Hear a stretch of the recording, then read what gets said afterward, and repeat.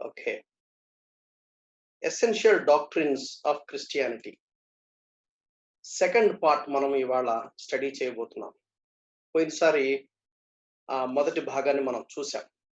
ఎటు రికార్డ్ చేస్తున్నాం కదా అని చెప్పి నేను మళ్ళా రివ్యూ చేయట్లేదు. ఏమేమి చూసాము? పాపం గురించి హెబ్రీలో ఏం మాటలు వాడారు, గ్రీక్‌లో ఏం మాటలు వాడారు, వాటికి ఉన్నటువంటి సినానిమ్స్ ఏవి మనం చూసాం. ఒరిజినల్ సిన్ అంటే ఆదికాండం 3వ అధ్యాయంలో దాన్ని ఫాల్ ఆఫ్ మ్యాన్ అంటారు. మానవుని యొక్క పతనం. దాని గురించి డాక్ట్రినల్ మ్యాన్ స్టడీ చేసినప్పుడు మనం చూసాం. అలాగే కాన్సిక్వెన్సెస్ ఆఫ్ సిన్ లేదా కండిషన్స్ ఆఫ్ మెన్ అది కూడా డాక్ట్రినల్ మ్యాన్ స్టడీ చేసినప్పుడు మనం చూసాం. పోయినసారి క్లాస్లో డిఫరెంట్ ఫార్మ్స్ ఆఫ్ సిన్ గురించి మనం స్టడీ చేశాం. ఇవాళ ఇవి 3 విషయాలు మనం చూస్తాం. Roots of sin, degrees of sin are back sliding is never sudden. ఈ 3 విషయాల గురించి క్లుప్తంగా మనం చూద్దాం. రూట్స్ ఆఫ్ సిన్, దీన్ని బైబిల్ పండితులు కూడా ఏమంటారంటే 7 దాన్ని ఏమంటారు, పేరు సరిగ్గా గుర్తు రావట్లేదు. డెడ్లీ సిన్స్ అన్నమాట. పాపమునకు మూలము గర్వం. ఆది పాపం అని చెప్పొచ్చు, లేదా తల్లి పాపం అని కూడా చెప్పొచ్చు. లూసిఫర్ ప్రధాన దూతగా ఉంటూ దయ్యంగా మారడానికి కారణం ఏదంటే గర్వం. దాని గురించి మనం కొంత చూడాలి. దానికి విరుగుడు ఏంటి? వినయం, హ్యూమిలిటీ. రెండవది లస్ట్, దురాశ. ఆశ వేరే, దురాశ వేరే. దానికి విరుగుడు ఏంటి? సెల్ఫ్ కంట్రోల్, ఆశా నిగ్రహం. మూడవది కవచస్నెస్, లోభత్వం. దానికి విరుగుడు ఏంటి? Charity, distribution, give away. నాలుగవది ఎన్వి, అసూయ. దానికి విరుగుడు ఏంటి? కైండ్నెస్, దయ. రౌద్రము లేక ఉగ్రత లేక రాత్, కోపం యొక్క మోతాదు పెరిగితే రౌద్రం అంటారు. దానికి విరుగుడు ఏంటి? సహనము, పేషెన్స్. తిండిపోతుతనము, గ్లట్టనీ. దానికి విరుగుడు ఏంటి? సాటిస్ఫాక్షన్. దేవుడు మనకి ఇచ్చిన తర్వాత తృప్తిగా జీవించడం. చివరిగా 7వది స్లాత్ఫుల్నెస్, సోమర్తనం. సోమర్తనం కూడా పాపానికి మూలం. ఎవరు కూడా సోమరులుగా ఉండడానికి వీలు లేదు. దానికి విరుగుడు ఏంటి? యాక్టివ్గా, చురుకుగా ఉండడం. క్లుప్తంగా చూద్దాం. మొదటిది గర్వం గురించి. మనకు తెలిసిందే, ఒకసారి జ్ఞాపకం చేస్తాను. మనలో ఒక ప్రమాదం ఏముందంటే, నేను గర్విని కాదు, నేను గర్విష్ఠుడిని కాదు, లేక నేను గర్విష్ఠుదని కాదు, నాలో గర్వం లేదు, నేను చాలా స్పిరిచువల్గా ఉంటాను, నేను చాలా దేవునికి దగ్గరగా నడుచుతాను అనే ఆలోచన సర్వసాధారణంగా ఆరాధికులకు అందరికి ఉంటది. అయితే దీని గురించి మనం స్టడీ చేస్తున్నప్పుడు దేవుని వాక్యం ద్వారా మనకు సరైన కన్విక్షన్స్ అనేవి మనలో రావాలి. మనకు బెస్ట్ ఎగ్జాంపుల్ హెజ్కియా. 2వ దినవృత్తాంతాలు 32:26 వచనంలో చాలా విచారకరమైన మాట మనం చూస్తాం. అయితే ఆ వెనక చరిత్ర కనుక చూస్తే చాలా మంచి వ్యక్తి. హిజ్కియా సామాన్యుడు కాదు, మంచి దైవజనుడు. అయితే సరే, మనసున గర్వించి తనకు చేయబడని మేలుకు తగినట్లు ప్రవర్తించనందున అతని మీదికి యూదా యెరూషలేము వారికి కోపము రాగా. గర్వము చాలా ప్రమాదకరమైనది. దాని విషయమే మనం బహు జాగ్రత్త వహించాలి. దానియేలు గ్రంథం 4వ అధ్యాయం 30వ వచనం కూడా మనం చూస్తాం. ఆ రాజు, ఈ బబులోనును, ఈ మహా విశాల పట్టణము నా బలాధికారమును, నా ప్రభావ ఘనతను కనపరచుటకై నా రాజధాని నగరముగా నేను కట్టించినది కాదా అని తనలో అనుకున్నాడు. ఆ తర్వాత ఏం జరిగిందో చదివితే మనకు బాగా అర్థమవుతుంది. ఒక పశువులాగా ఆ రాజు ప్రవర్తించడం జరిగింది.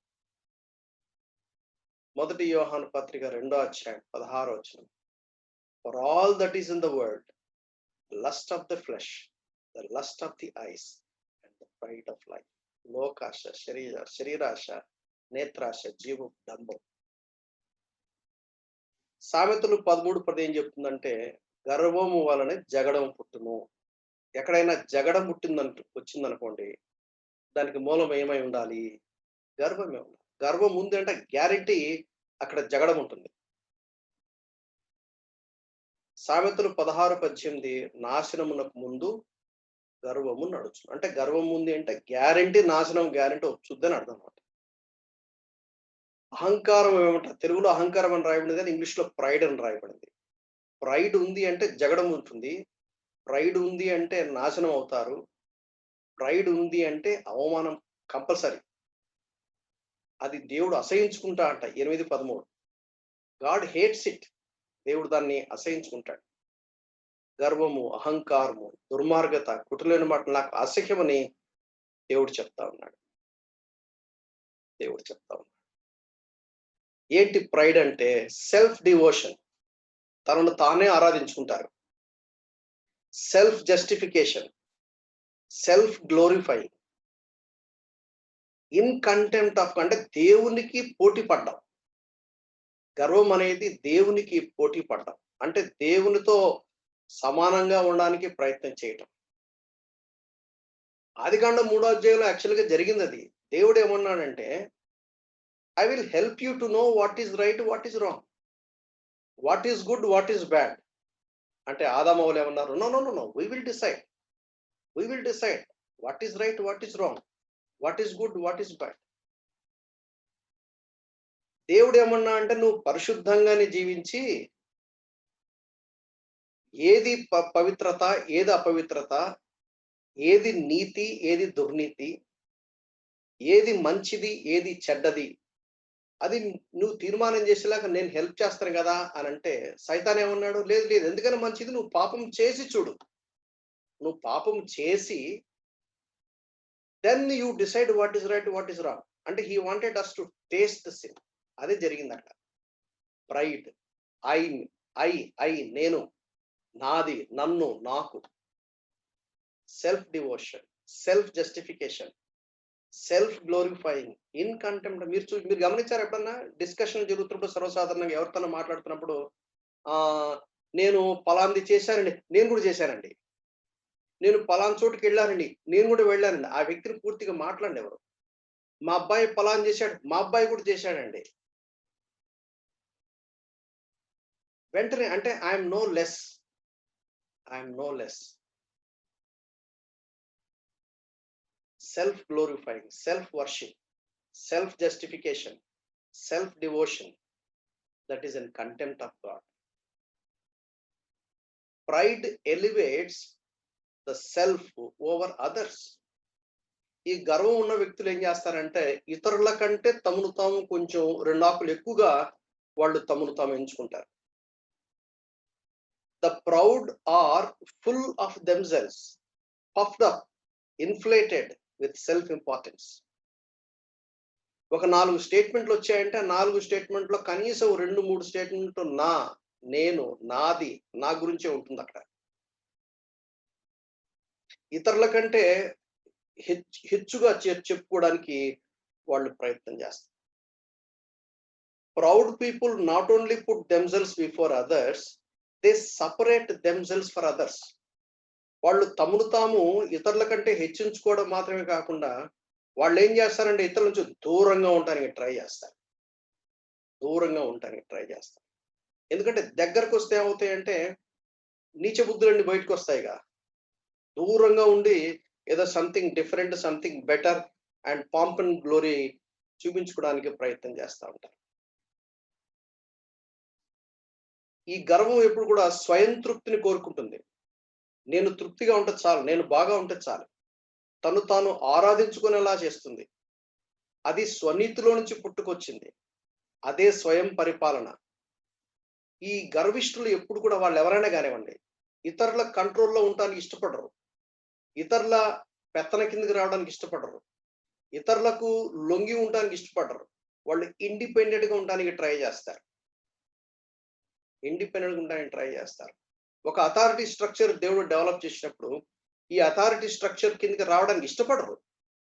నాకు చాలా ఆశ్చర్యం కలిగించేది ఏంటంటే, సాక్షాత్తు దేవుడు మానవుడుగా ఈ భూమి మీదకి వచ్చినప్పుడు, ఆయన బాప్తిస్మ ఇచ్చి యోహాను దగ్గరికి వెళ్ళి, నువ్వు నాకు బాప్తిస్మ అని చెప్పడం ఏంటి? అక్కడికి బాప్తిస్మ ఇచ్చి యోహాను అంటాడు, అదేంటి సార్, నేను కదా మీకు బాప్తిస్మ, మీరు నాకు ఇవ్వాలి కానీ నేను మీకు బాప్తిస్మ అంటే, లేదు లేదు, దేవుని నీతి నెరవేర్చాలి. దేవుని నీతి నెరవేరనివ్వండి. ఏంటి దేవుని నీతి? సృష్టికర్త అయిన దేవుడు ఒక సామాన్య మానవుడికి కిందికి రావడం. న్యూ టెస్ట్మెంట్ లో ఒక బిలీవర్ ఆధ్యాత్మికంగా ఎదుగుతున్నాడు అంటే ఆ తగ్గింపు, ఆ హ్యూమిలిటీ అనేది రావాలి. నువ్వు ఎంత బాగా ప్రసంగం చేస్తావు దాన్ని బట్టి నువ్వు ఎంత ఆత్మీయుడని దాని తాత్పర్యం కాదు. లేక నీకున్న కృపావరాలు ఎంత చక్కగా నువ్వు దాన్ని ప్రజ్వలింపచేసి ఎంతమందిని బ్లెస్ చేస్తావో దాన్ని బట్టి ఎంత ఆత్మీయుడు చెప్పడానికి కాదు. హ్యూమిలిటీ, ఆ దీనత్వము. ఆ దీనత్వం ఏం చెప్తుందంటే to what extent and degree you are closer to God. యేసుక్రీస్తు వారి యొక్క లక్షణాలు, యేసుక్రీస్తు వారి యొక్క గుణగణాల్లో, యేసుక్రీస్తు వారి యొక్క స్వారూపంలోనికి ఎంతగా మలచబడ్డావు అనేది చెప్పాలి అంటే దాని యొక్క కొలబద్ద ఏమిటి అంటే హ్యూమిలిటీ. దానికి ఆపోజిట్ వర్డ్ అంటే గర్వం. గర్వం అనేది ప్రతి వ్యక్తిలో నార్మల్ గా ఉంటుంది. ఎవరైనా ఒక వ్యక్తి గర్వపడ్డాడంటే ఆశ్చర్యపడాల్సిన పని లేదు. ఎందుకంటే that is natural nature of human being. ఎవరైనా ఒక వ్యక్తి దీనుడుగా ఉన్నాడు అనగానే ఆశ్చర్యపడాలి. అది యేసుక్రీస్తు వారి యొక్క స్వరూపంలోకి మలచబడ్డం అంటే. ఈ గర్వానికి సమీప బంధువులు, దగ్గర బంధువులు ఎవరు?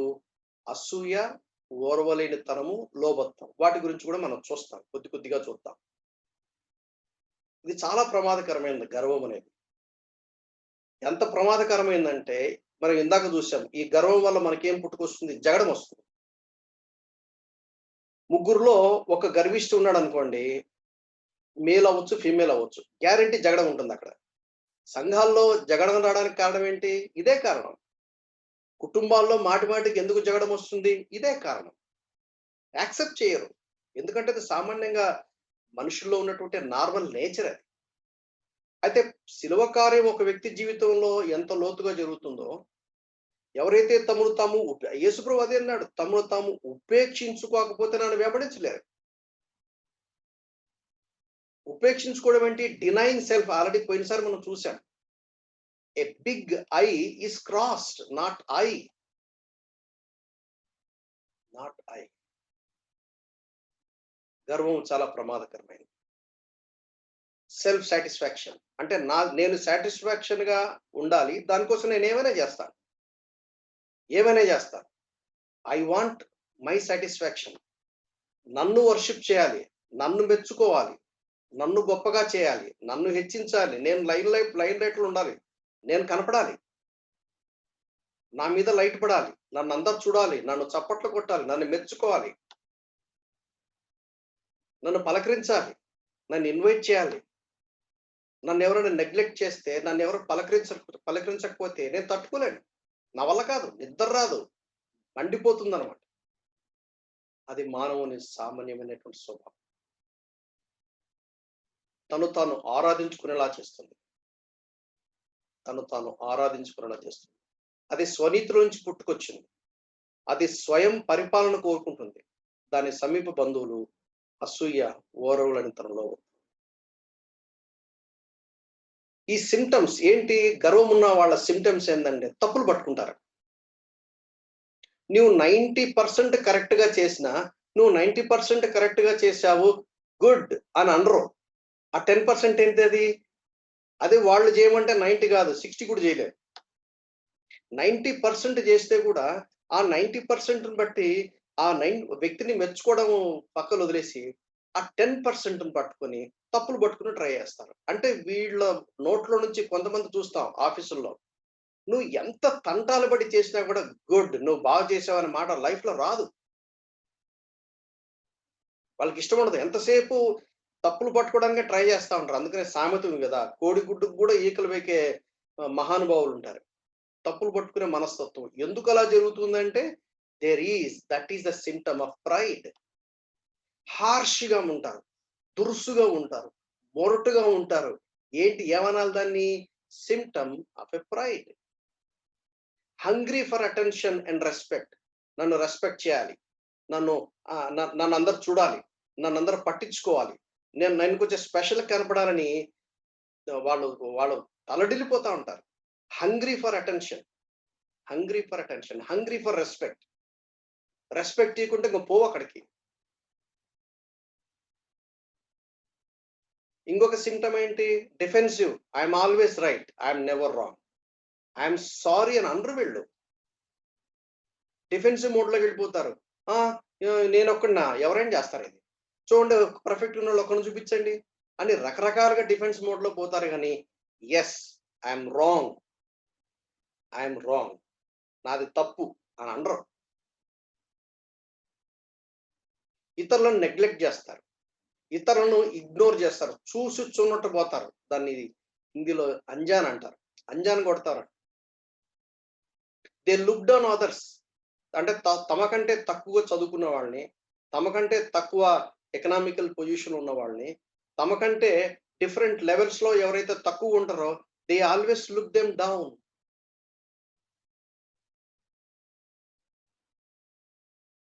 They are judgemental, they are critical. వాళ్ళకి ఫీడ్‌బ్యాక్ ఇస్తే వాళ్ళు యాక్సెప్ట్ చేయరు. వాళ్ళ ఫీడ్‌బ్యాక్ తీసుకోరు.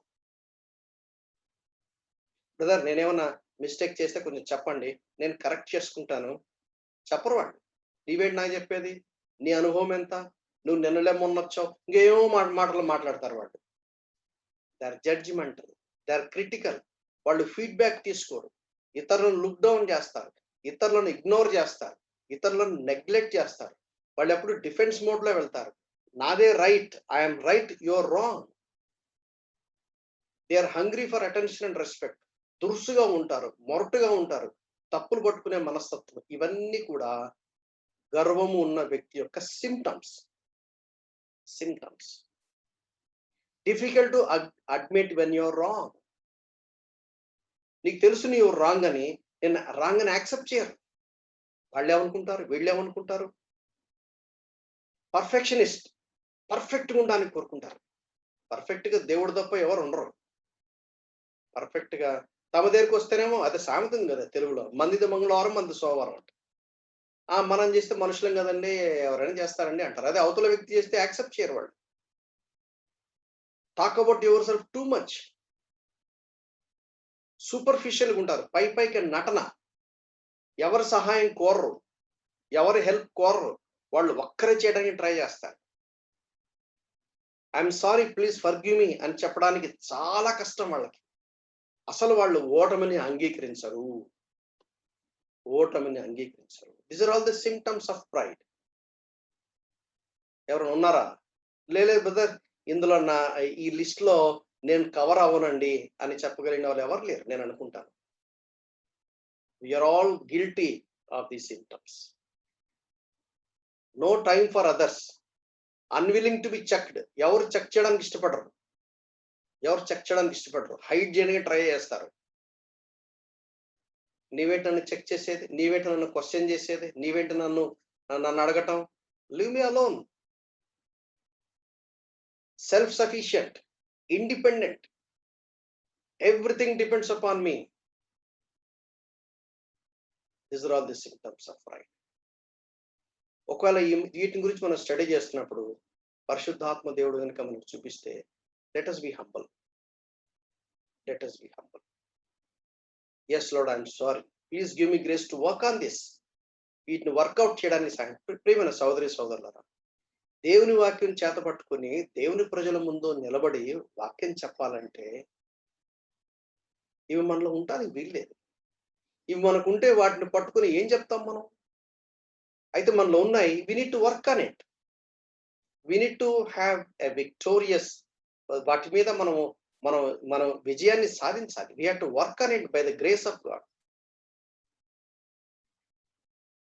గ్రీక్ భాషలో గర్వానికి సమానమైన పదం ఏమిటంటే ఈగో, స్ట్రాంగ్ ఐ.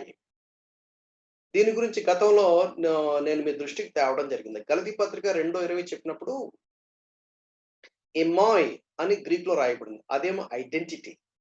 నేను కాదు క్రీస్తే, నేను సిలువేయబడి ఉన్నాను. ఈగో సిలువేయబడి ఉన్నాను. క్రీస్తు నా యందు జీవిస్తున్నాడు. నా అంటే ఎవరు? ఇమాయ్ అంటే ఐడెంటిటీ. ఐడెంటిటీలో రాంగ్ అని కాదు. Yes, we are not zero, we are definitely something. దేవుడు ఒక సంకల్పంతో, ఒక ఉద్దేశంతో ఏమై ఉండాలని కోరాడో that is me and you. అయితే దాన్ని ఇగోగా టర్న్ అవ్వకూడదు. ఇగోగా దేవుని మహాదూత, శరాపుగా ఉన్నటువంటి లూసిఫర్ సాతానుగా పడిపోవడానికి కారణం ఏంటంటే గర్వం. మనకు తెలుసు యెషయా గ్రంథం 14 అధ్యాయం 13, 14 వచనం. I will ascend into heaven. I will exalt my throne above the stars of God. I will sit also upon the mountain of congregation in the sides of the north. I will ascend above the heights of the clouds.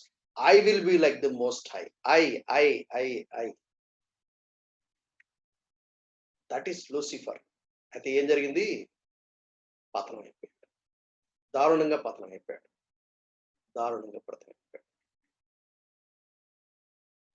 Origin of sin, original sin. దీనికి కొంచెం difference ఉంటుంది.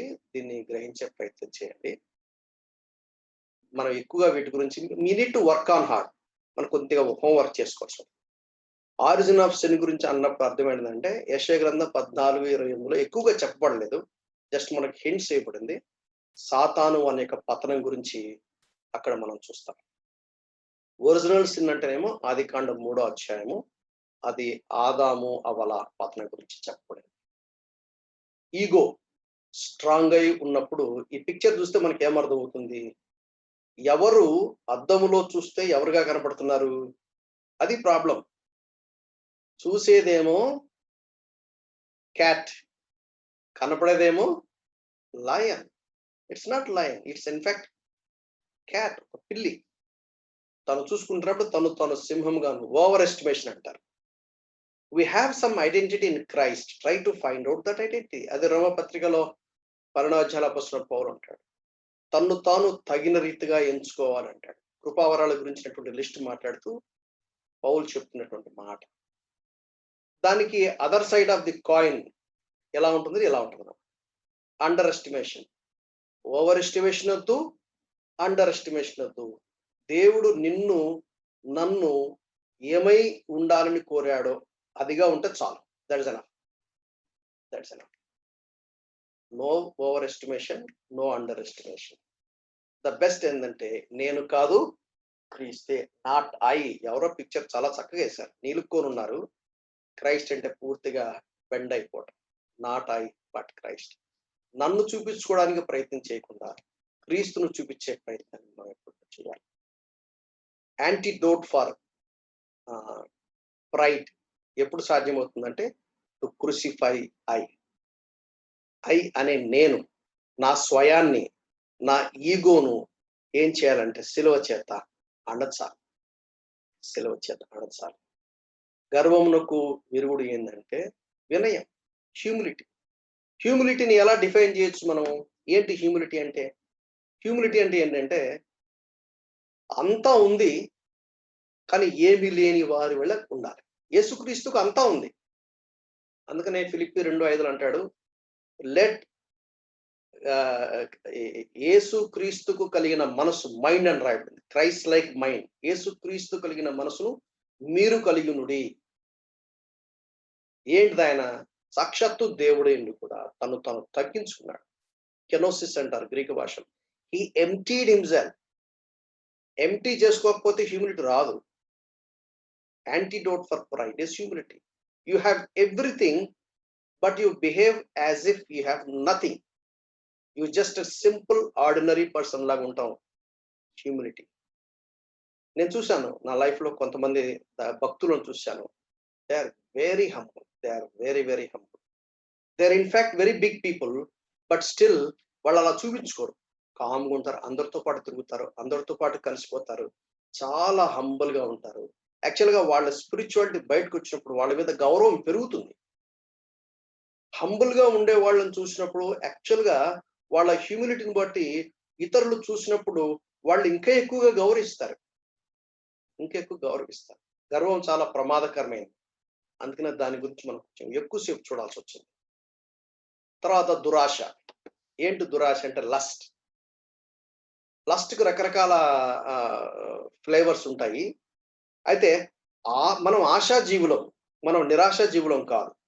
అయితే ఆశ దురాశ కాకూడదు. దాన్ని define చేయాలంటే ఇలా define చేయొచ్చు. Lust is defined as a strong desire for something or someone. To have an intense Dzire, especially one that is sexual. It's unbridled sexual desire. The root of lust is selfish. You want to take without thought of another. It is all about you and what you want. It's a very, very dangerous. ఎంతో మంది భక్తుల చరిత్రలు మనం చూసాం. వాళ్ళ ప్రారంభం చాలా అద్భుతమైన ప్రారంభం ఉంటుంది. ఎక్కడో ఏదో వాళ్ళ శరీరం బయటకు వస్తుంది, లేక వారి స్వభావం బయటకు వచ్చేస్తుంది, లస్ట్ అనేది బయటకు వచ్చేస్తుంది, అంతే పతనం అయిపోతారు. వారు పతనం అవడంలో ఏమవుతుందంటే వారి కుటుంబానికి అవమానం, సంఘానికి అవమానం, క్రైస్తవ లోకానికి అవమానం. Lust is defined as a strong desire for someone or something. To have an intense desire, especially one that is sexual. It is unbridled sexual desire. The root of lust is selfish. You want to take without thought of another. It is all about you and what you want. We should be very, very careful about this. Very, very careful about this. Antidote for lust ఏంటి? Self control. ఆత్మ ఫలములోని 9 కోణాల్లో self control is also there.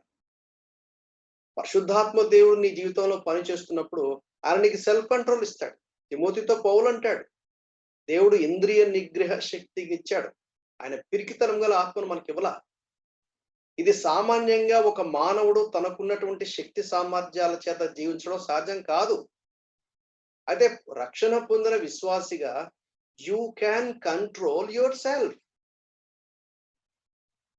Antidote for lust ఏంటంటే self control. మొదటిది pride. Pride కి antidote ఏంటని చూసాము, humility. రెండవది దురాశ, లస్ట్. దానికి యాంటీడోట్ ఏంటి, సెల్ఫ్ కంట్రోల్. పరిశుద్ధాత్మ దేవుడు నివసించడం వేరే, పరిశుద్ధాత్మ దేవుడు పనిచేయటం వేరే. When the Spirit of God is operating in our life, as we submit and surrender ourselves to the power of the Holy Spirit, మనలో వచ్చే రిజల్ట్ ఏంటంటే సెల్ఫ్ కంట్రోల్. Self control. పరిశుద్ధాత్మ దేవుడు మనకు కొన్ని బౌండరీస్ సెట్ చేశాడు. ఒక ఫ్యామిలీ అని బౌండరీ సెట్ చేశాడు. ఆ బౌండరీస్ దాటిపోవడానికి వీల్లేదు, విచ్చలవిడిగా జీవించడానికి వీల్లేదు. దేవుడు నీకు ఏది ఇచ్చాడో దాంతో తృప్తి పడి ఉండడం నేర్చుకోవాలి.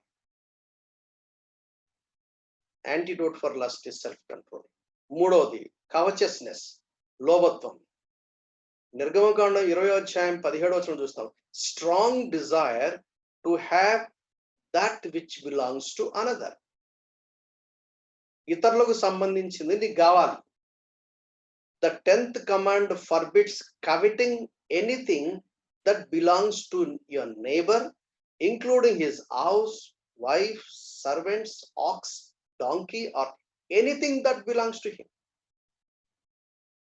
10 ఆజ్ఞలలో ఈ ఆజ్ఞ గురించి బాగా వివరంగా చెప్పాడు. నీ పొరుగు అనేది ఏది ఆశించడానికి వీల్లేదన్నాడు అని లిస్ట్ కూడా ఇచ్చాడు. అక్కడ లిస్ట్ కూడా ఇచ్చాడు. నీ పొరుగువాడి ఇల్లు గాని, నీ పొరుగువాడి భార్య గాని, నీ పొరుగువాడి సేవకుడు గాని, నీ పొరుగువాడి ఎద్దు గాని, గాడిద గాని, నీ పొరుగువాడికి సంబంధించిన నీది కానప్పుడు నీకెందుకు? లోభత్వం ఏం చేస్తుందంటే ఐ వాంట్ అంటే నీకు ఉన్నదాంతో తృప్తి ఉండదు. ఇంకా కావాలి, ఇంకా కావాలి, ఇంకా కావాలి. స్పెషల్లీ నీది నీకు కావాలనుకున్న తప్పు లేదు, కానీ నీది కాని ఇతరులకు నీ దగ్గర ఉంది దాన్ని చూడవు. అవతల వ్యక్తికి ఏదైతే ఉందో అది కావడానికి దాన్ని కవచస్నెస్ అంటారు, లోభత్వం అంటారు. It's a very dangerous one. It's the root of the sin. Strong desire to have that which belongs to other. Strong desire to have that which belongs to another. Antidote for covetousness ఏంటి? Charity, give away. Learn to give away. మనం పోగు చేసుకోవటంలో ఆనందించడం కాకుండా ఇవ్వటంలో ఆనందించడం నేర్చుకోవాలి. ఇవ్వటంలో ఆనందం. కృపావరాల్లో ఇవ్వటం, పంచి ఇవ్వటం కూడా కృపావరమే. దీని గురించి ఎవరు పట్టించుకోరు. లైమ్ లైట్ లో అందరి కనపడేది అదే కావాలని కోరుకుంటారు. Antidote for covetousness is charity, give away. 4వది ఎన్వి. ఎన్వి అంటే మత్సరం. envy is an emotion which occurs when a person lacks another's superiority quality, achievement, possession, and either desire it or wishes that others lack it. ఏంటి మత్సరం అంటే? నీకు లేని ఒక గొప్ప లక్షణం అవతల వ్యక్తికి ఉంది. అంటే నీకంటే అవతల వ్యక్తి బాగా పాడగలరు, నీకంటే అవతల వ్యక్తి బాగా వాక్యం చెప్పగలరు, నీకంటే అవతల వ్యక్తి మంచి ఇంటెలిజెంట్ అండ్ బ్రిలియంట్.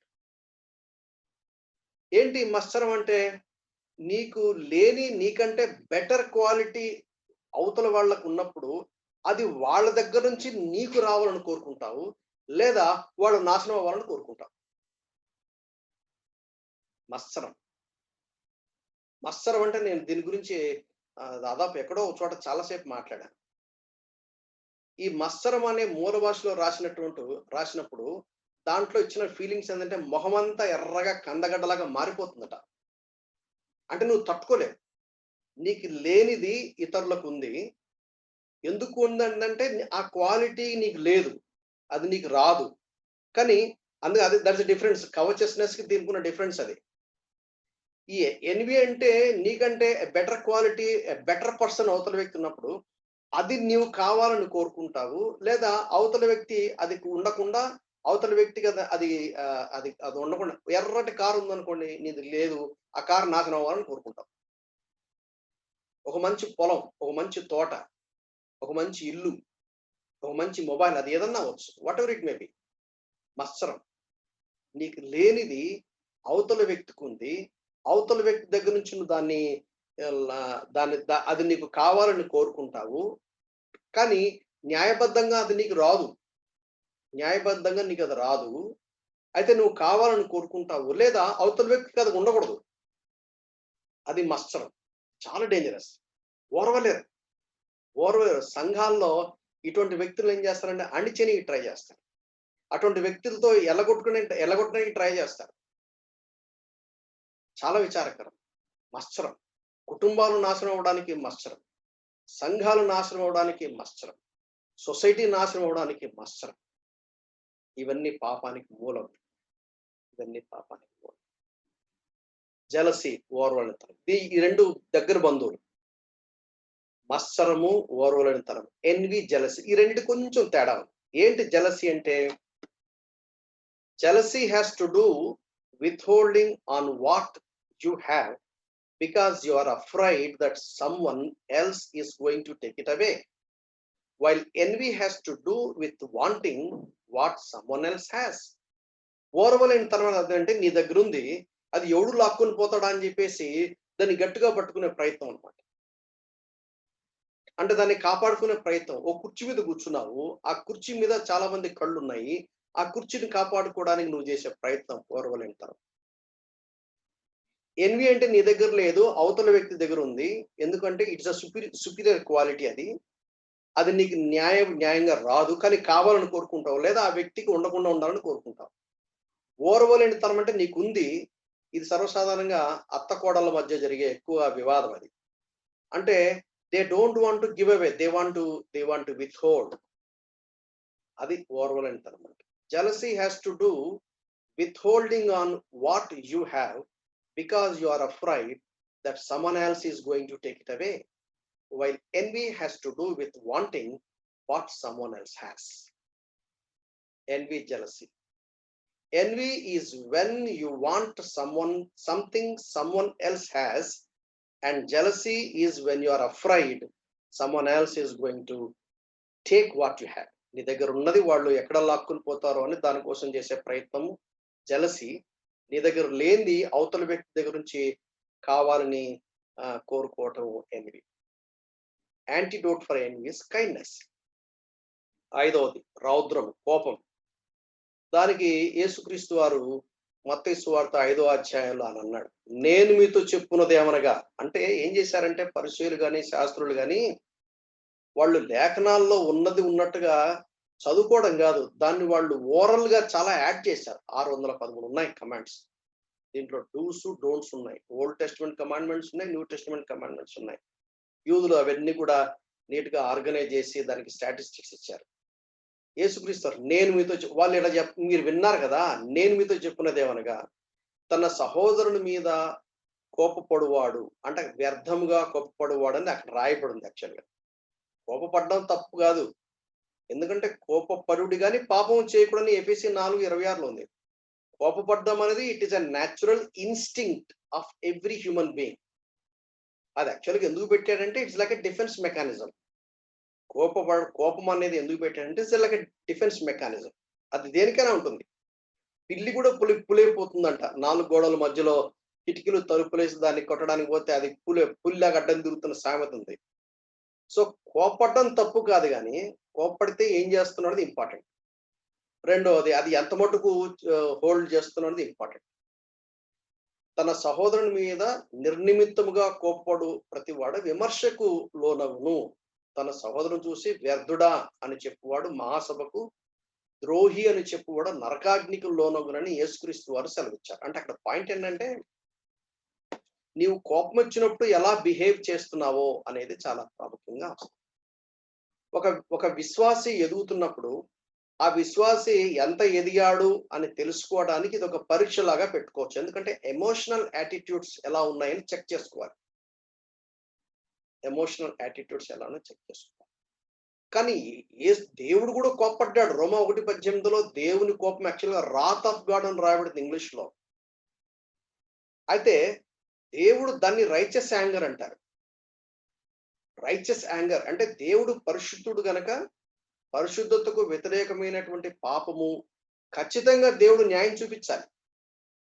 పరిశుద్ధుడైన దేవుడు ఖచ్చితంగా కోపగించుకోవాలి, న్యాయం చేకూర్చాలి. సో కాబట్టి రైచస్ యాంగర్ వేరే, అన్రైచస్ యాంగర్ వేరే. కొంతమంది ప్రార్థన చేసేటప్పుడు ప్రభువా నా కోపాన్ని తీసేయి అంటారు. కోపం తీసేయడం అనేది కరెక్ట్ ప్రేయర్ కాదు. కోపం ఉంటుంది, ఎక్కడికి పోదు. అయితే కోపం వచ్చినప్పుడు ఎలా హ్యాండిల్ చేస్తున్నాం, ఎందుకు కోపం వచ్చింది అనేది చాలా ఇంపార్టెంట్. దేవుడికి ఎప్పుడైతే కోపం వస్తుందో మనకు కూడా అప్పుడు కోపం రావాలి. దాన్ని రైచస్ యాంగర్ అంటారు. అయితే దేవుడికి ఒక మాట మీకు చదివి చూపిస్తాను కాంటెక్స్ట్ లో, ఎందుకంటే ఇది చాలా ఇంపార్టెంట్ అయింది. ఇది ఎలా హ్యాండిల్ చేయాలో మనం నేర్చుకుంటే మనం చాలా బాగుపడతాం. మార్క్స్ వార్త 3వ అధ్యాయం, దయచేసి బైబిల్ తీసి చూడండి. ఇక్కడ ఈ సందర్భంలో రాయబడిన ఒక మాట మనం క్లుప్తంగా చూద్దాం. మార్క్స్ వార్త 3వ అధ్యాయం నేను చదువుతాను చూడండి మొదటి నుంచి. సమాజ మందిరంలో ఆయన మరలా ప్రవేశింపగా అక్కడ ఊచ చెయ్యి గలవాడకుడు ఉండెను. అచ్చటి వారు అతని మీద నేరము మోపవలన నుండి విశ్రాంతి దినమున అతన్ని స్వస్థపరచునేమో అని ఆయనను కనిపెట్టుచుండరి. ఆయన అంటే యేసుక్రీస్తు నీవు లేచి మధ్యను నిలువమని ఊచ చెయ్యి గలవానితో చెప్పి వారిని చూచి విశ్రాంతి దినమున మేలు చేయట ధర్మమా ఈడు చేయట ధర్మమా, ప్రాణరక్షణ ధర్మమా ప్రాణహత్య ధర్మమా అని అడిగాను. అందుకు వారు ఊరుకుందరి. ఆయన వారి హృదయ కాఠిన్యమునకు దుఃఖపడి కోపముతో వారిని కలయ చూచి నీ చెయ్యి చాపమని ఆ మనిషితో చెప్పాను. వాడు తన చెయ్యి చాపగా అది బాగుపడే. యేసుక్రీస్తు కోపం వచ్చింది. అయితే కోపంతో పాటు ఏమొచ్చింది, దుఃఖం వచ్చింది. నాకేమర్థమైందంటే ఈ వాక్య భాగాన్ని బట్టి మనకు కూడా కోపం వస్తుంది. రైచస్ యాంగర్, కోపం రావడం తప్పుగా, రైచస్ యాంగర్. ఇక్కడ యేసుక్రీస్తు కోపం వచ్చినప్పుడు కోపంతో పాటు దుఃఖం వచ్చింది. రిజల్ట్ ఏంటి, ఆ వ్యక్తి బాగుపడ్డాడు. సో కోపం అనేది ఇట్స్ అ రూట్. రౌద్రము, రాత్ అంటే దాని మోతాదు పెంచింది. అందుకని ఎప్పటికప్పుడు అకౌంట్ సెటిల్ చేసుకోవడం బెటర్. క్రిస్టియన్ సైకాలజిస్టులు కూడా ఏం చెప్తారంటే లోపల ఏదైనా ఒక అన్సెటిల్డ్ ఇష్యూ ఉందనుకోండి, అది దాన్ని అలాగే స్టోర్ చేసి కొద్దీ ఎప్పుడొకప్పుడు బ్లాస్ట్ అయిపోతుంది. దాన్ని ఎప్పటికప్పుడు సెటిల్ చేసుకోవడం అనేది చాలా ప్రాముఖ్యమైనది. కోపము రాత్ అనే స్థాయికి తీసుకురాకూడదు. రాయలసీమలో అంటుంటారు, అదొక సామెత. అంటే రాయలసీమలో సర్వసాధారణంగా అలా మాట్లాడుతూ ఉంటారు. కర్నూలు జిల్లా ఆ ప్రాంతంలో నాకు కోపం వస్తే మనిషిని కాదు చూడు అని అంటారు. అంటే కోపం వస్తే మనిషిని కాదు చూడండి అర్థం ఏంటి అంటే మనిషిలాగా బిహేవ్ చేయను అని అక్కడ చెప్పకనే చెప్పడం అనమాట.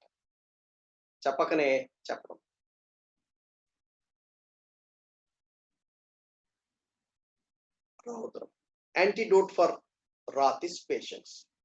అందుకనే ఓర్పు, సహనం ఇది చాలా ప్రాముఖ్యమైనది. ఈ సహనము learn to wait, learn to bear. భరించడం నేర్చుకోవాలి. భరించడం నేర్చుకోవాలి. Antidote for wrath is patience. వెంటనే బర్స్ట్ అయిపోయి వెంటనే చర్య తీసుకునే దానికంటే కొంచెం ఓర్పు, కొంచెం సహనం, అలా దేవుడు కావాలని విశ్వాసులను ట్రైన్ అప్ చేస్తాడు. అటువంటి వ్యక్తులను పెట్టి బాగా ట్రైనింగ్ చేస్తాడు అనమాట, క్యారెక్టర్ బిల్డ్ చేయడానికి. Antidote for wrath is patience. 6వది తిండిబోతుతనం. 1 కొరింథీ 10:31 ఏమన్నాడంటే, మీరు భోజనము చేసినను పానం చేసినాను, మీరేమి చేసినాను సమస్తమును దేవుని మహిమ కొరకు చేయండి అన్నాడు. సామెతలు 23:2 ఏమన్నాడు, నీవు తిండిబోతు వేనేడలా నీ గొంతుకు కత్తి పెట్టుకో అన్నాడు. అందుకనే విశ్వాసులు నేర్చుకోవాల్సిన ఒక పాఠం ఏంటంటే, ఎంత తినాలో అంత తినాల.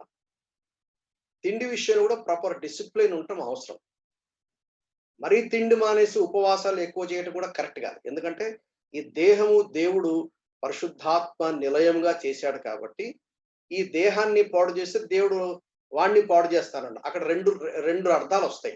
1 కొరింథీ 3:16లో అక్కడ రాయబడిన మాట 1 కొరింథీ 6:19లో 2 చోట్ల రాయబడింది.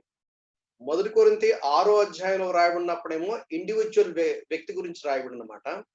1 కొరింథీ 3వ అధ్యాయంలో రాయబడిన మాట ఏమో సంఘానికి సంబంధించిన కాంటెక్స్ట్. ఇవి రెండు నిజమే. 1 కొరింథీ 6వ అధ్యాయంలో రాయబడినప్పుడు అక్కడ ఏం చెప్పాడంటే, ఆ దేహం గురించి మాట్లాడినప్పుడు అక్కడ వ్యభిచారము గురించి నా ప్రస్తావన తీసుకొచ్చాడు. Keep your body clean from all adultery అన్నాడు. దాన్ని 1 కొరింథీ 3వ అధ్యాయంలో దేవుడు నేను నివాసం చేస్తాను అంటే అక్కడ సంఘం గురించినటువంటి కాంటెక్స్ట్.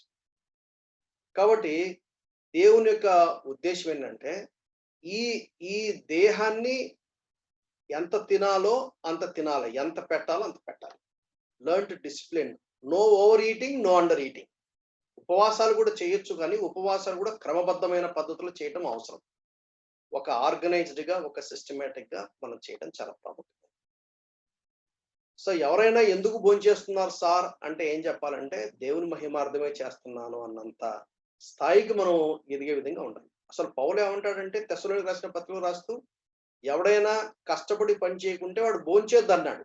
అంటే భోజనం ముందు పెట్టుకున్నప్పుడు సర్వసాధారణంగా మనం చేసే ప్రార్థన ఏంటంటే, ప్రభువా ఈ ఆహారం ఇచ్చినందుకు మీ స్తోత్రం, ఈ ఆహారాన్ని దీవించండి, లేని వారిని మేము జ్ఞాపకం చేసుకుంటున్నాం, ఈ ఆహారంలో వచ్చే బలము, శక్తిని, ఆరోగ్యం నీకోసం వాడడానికి సహాయం చేయండి అని సర్వసాధారణంగా అదే మీనింగ్ వచ్చే పరిపరి పదాలు మనం వాడతాం.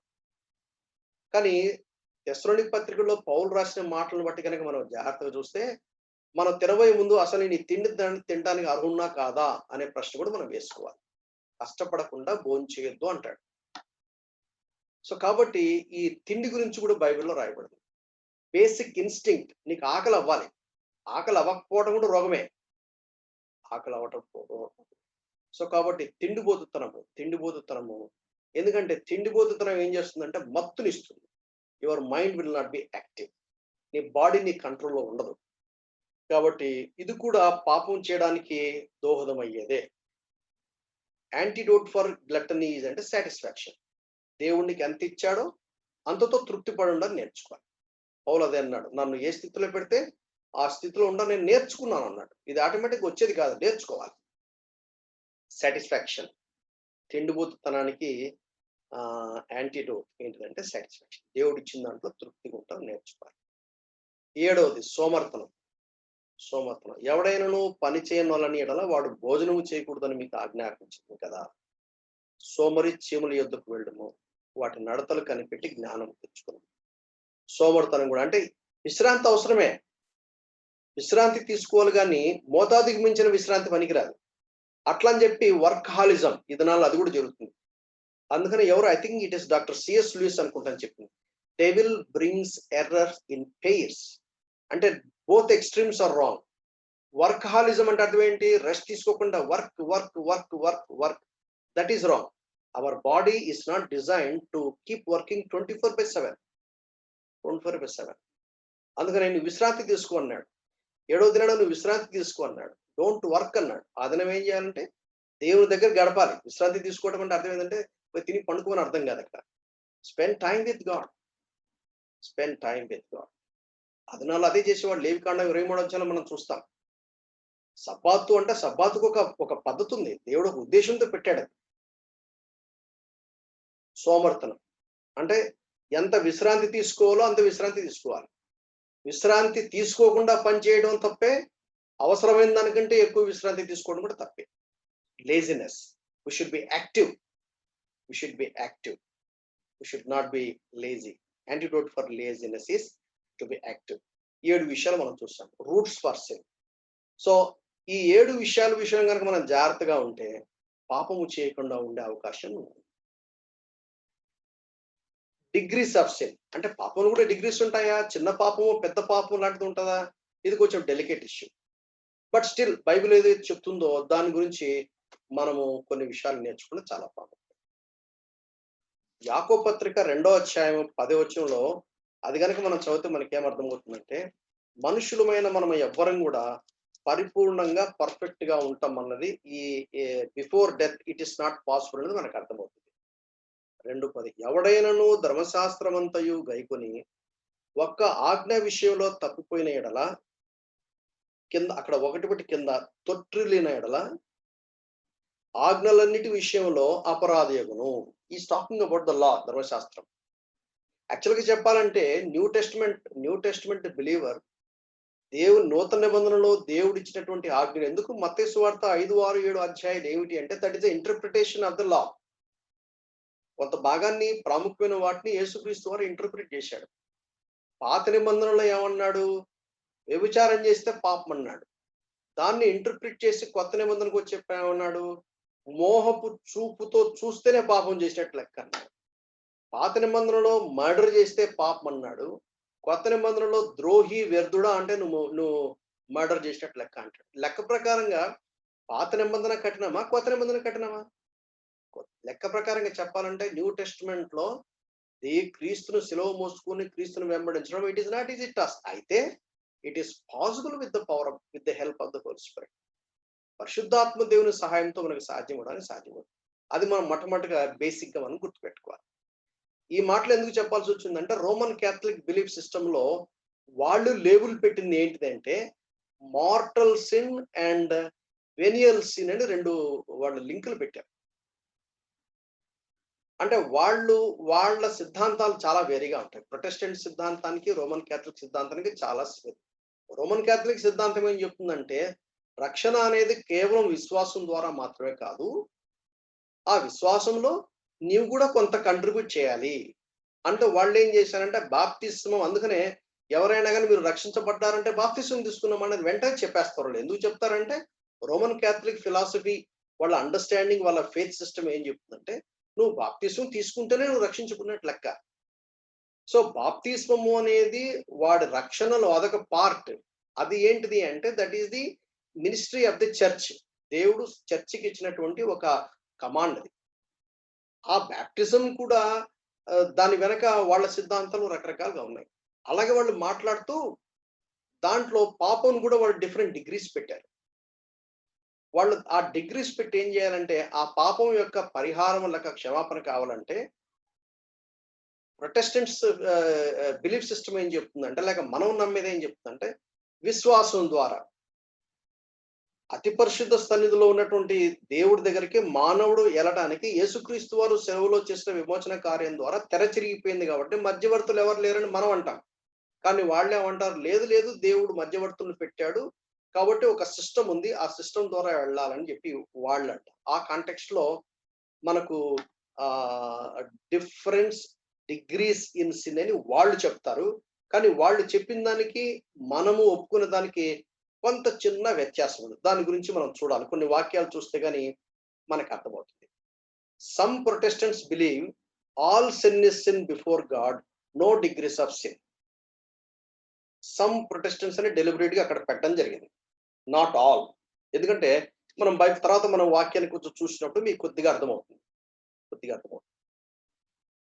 ఇప్పుడు మత్తయి సువార్త 5వ అధ్యాయం ఇందాకనే 21, 27 చూశాం. నువ్వు కోప్పడి వ్యర్థుడా ద్రోహి అంటే నరహత్య చేసినట్టు అని బైబిల్ చెప్తుంది.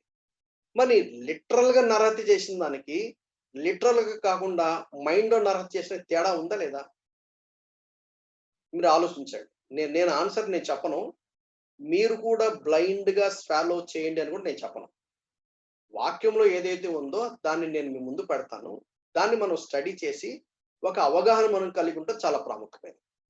అలాగే మత్తయి సువార్త 5వ అధ్యాయం 28వ వచనం, మోహపు చూపు చూస్తే నువ్వు పాపం చేసినట్టు అని రాయబడింది. దానికి లిటరల్‌గా అడల్టరీ. అడల్టరీ అంటేనేమో వివాహం చేసుకున్న తర్వాత చేసిన పాపాన్ని అడల్టరీ అంటారు. ఫార్నికేషన్ అంటే వివాహం చేయక మునుపు. 2 మీనింగ్ ఒకటే. ఒకటేమో బిఫోర్ మ్యారేజ్, ఒకటేమో ఆఫ్టర్ మ్యారేజ్. లిటరల్‌గా చేసిన దానికి, యాటిట్యూడ్‌లో చేసిన దానికి ఏమన్నా వ్యత్యాసం ఉందా లేదా? ఆలోచించాలి. మార్క్స్ వార్త 9:42లో ఏమని రాయబడింది? ఈ చిన్న వారిలో ఒకరిని అభ్యంతరపరచువాడెవడో వాడి మెడకి ఆహ్, ఆహ్, తిరుగటి రాయి వేసి సముద్రంలో పడేసినంత సమానం అన్నాడు. మత్తయి సువార్త 12:36లో మనుషులు పలుకు వ్యర్థమైన ప్రతి మాట కూడా తీర్పులోనికి వస్తుంది అని చెప్పాడు. 1 కొరింథీ 8:12లో బలహీనమైన మనస్సాక్షిని నొప్పించడమే పాపం. అంటే మాట చేత బలహీనమైన మనస్సాక్షిని నొప్పించడమే పాపం అన్నాడు. మీరు వినండి ఊరక, దీని గురించి ఆలోచించండి. అప్పుడు మనం దాని గురించిన ఒక అవగాహన కలిగి ఉండటానికి దేవుడే మనకు సహాయం చేస్తాడు. లేవికాండం 5వ అధ్యాయం 17వ వచనం ఏం చెప్తుందంటే, చేయకూడదని యెహోవా ఆజ్ఞాపించిన వాటిలో దేనినైనను చేసి ఒకడు పాపి అయిన యెడల అది పొరపాటున జరిగినను అతడు అపరాధి అయి తన దోషమునకు శిక్ష భరించును. పొరపాటున చేసినా గాని ఏం చేయాలంటే డెఫినెట్లీ శిక్ష అనుభవించాలి. డెఫినెట్లీ దానికి క్రయం చెల్లించుకోవాలి. యెహెజ్కేలు గ్రంథం 8వ అధ్యాయంలో అక్కడ మనం చూస్తాం. యాక్చువల్‌గా ఏంటిదంటే ఈ ఏ కాంటెక్స్ట్ అంటే బబులోను రాజు యెరూషలేము మీదకి దండెత్తి 3 సార్లు దాడి చేయడం జరిగింది. మూడోసారి ఏం జరిగిందంటే యెరూషలేము పట్టణాన్ని తగలబెట్టడం జరిగింది. దేవాలయాన్ని తగలబెట్టడం జరిగింది. దేవాలయం తగలబెట్టబడక మునుపు షకైనా గ్లోరీ అక్కడి నుంచి వెడలిపోయే కాంటెక్స్ట్‌లో రాయబడినటువంటి మాటలవి. యెహెజ్కేలు గ్రంథం 8వ అధ్యాయం 6వ వచనం, యెహెజ్కేలు గ్రంథము 8వ అధ్యాయం 13వ వచనం, 15వ వచనం. ఆ వచనాలు గనుక మనం జాగ్రత్తగా పరిశీలిస్తే అక్కడ పదాలు పెట్టాను చూడండి. యాజ్ ఇట్ ఈస్‌గా బైబిల్‌లో ఉన్నవే పెట్టాను. అత్యధికమైన హేయ కృత్యములు. ఎందుకంటే మనకు టైం సరిపోదు ఒక్కొక్కటి డీటెయిల్డ్‌గా చూడటానికి. మీకు ఒక అవగాహన, ఒక అండర్‌స్టాండింగ్ మీకు రావడానికని ఈ మాటలు పెట్టాను. అత్యధికమైన హేయ కృత్యాలు చూస్తివా అన్నాడు. 6వ వచనం. మళ్ళా 13వ వచనం, వీటికి మించిన అంటే అది వరకువి అత్యధికమైనవంటేనే సూపర్‌లేటివ్ డిగ్రీ లాగా ఉంటదది. కానీ 13వ వచనం వీటికి మించిన అంటే 6వ వచనంలో చెప్పబడిన వాటికంటే మించిన అతి హేయ కృత్యములు అని అన్నాడు. 15వ వచనానికి వచ్చేటప్పటికి 13వ వచనం కంటే కూడా వీటిని మించిన హేయ కృత్యములు అన్నాడు. అంటే అక్కడ ఏంటి? అక్కడ సమ్ కైండ్ ఆఫ్ ఇంటెన్సిటీయో లేకపోతే దానికి ఏం పదం పెట్టాలో నాకు తెలీదు గానీ కొంత వ్యత్యాసం ఉన్నట్టుగా కనపడుతుంది. మత్తయి సువార్త 11వ అధ్యాయం 20, 21, 22 వచనాల్లో వ్రాయబడిన మాటలు ఒకసారి మనం చదువుదాం. యేసు ప్రభువు చెప్తున్నటువంటి మాటలు.